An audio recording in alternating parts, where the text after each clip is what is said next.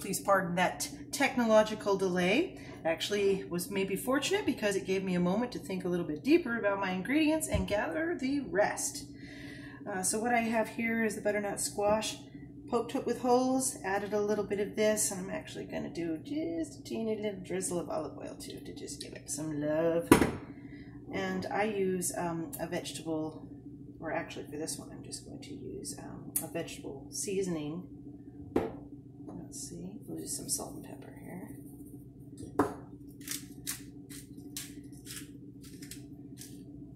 Go ahead and flip this guy over this way. You're going to add just a little bit of water when you bake it off. Cover it with foil and then cook it off for about 35 minutes or so. It'll get kind of soft and a little bit sunken when it's ready to go. But that's like a nice, easy thing to do. Put in the oven while the rice is cooking. And let's go ahead and chop the remainder of these veg. All of this business is going to go into the roast, the veggie meat roast that I'm going to make. I guess it's the same. I take the same approach with cutting as I do with cracking an egg. If I don't think about it, it's a lot easier. So I'm just going to talk a little bit about this. You want pretty big pieces because you are going to be roasting at higher temps. And you don't want everything to get all shrunken. You want it to cook evenly. This is just such a pleasant meal anyways.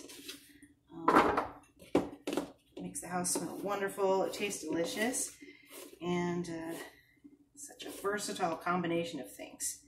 If I do have leftover roasted vegetables, I often will make add it to an omelet. But usually there's not many leftovers. Okay, so one thing that I wanted to bring up too is potatoes.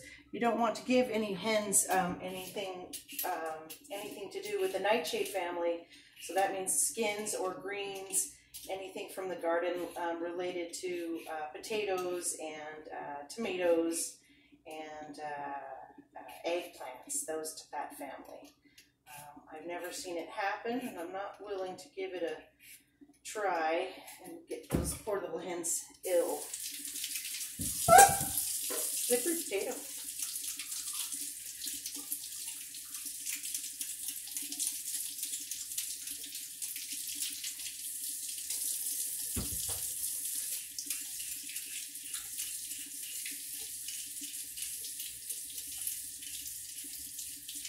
A lot of these vegetables, if you don't want to use them immediately, you can chop them up and then add them to a bowl with some dissolved salt and, I guess, cold water.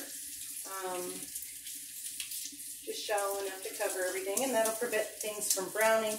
It'll actually give them a little bit of a flavor, a little bit of a flavor boost, and makes it super easy to prepare later on. And these right here, I am actually going to feed the hens. Because they do love yams. That brings up something too. I am not sure what the difference is between a yam and a sweet potato, because at the grocery store it's called all different number of things. But I always look for the golden one. So a Beauregard yam, I think is how I learned it when I was young. Or a garnet, red garnet yam is what you want. One of the big traditional meals for this time of year at Thanksgiving is kind of a yam casserole, and or sweet potato pies, things like that. And I know that's pretty common in other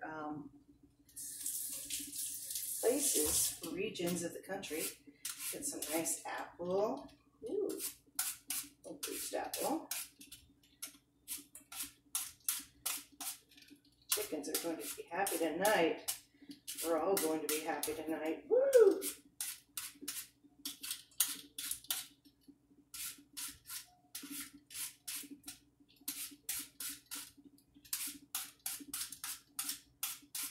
I do find what makes all the difference in the world with this kind of cooking and prep is sharp equipment in good repair, and also cut away from yourself.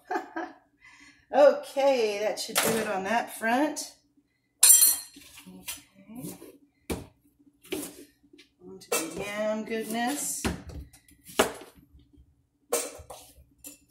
Ooh, while I'm doing this, it's pretty self-explanatory to watch. I'm going to put on some maps.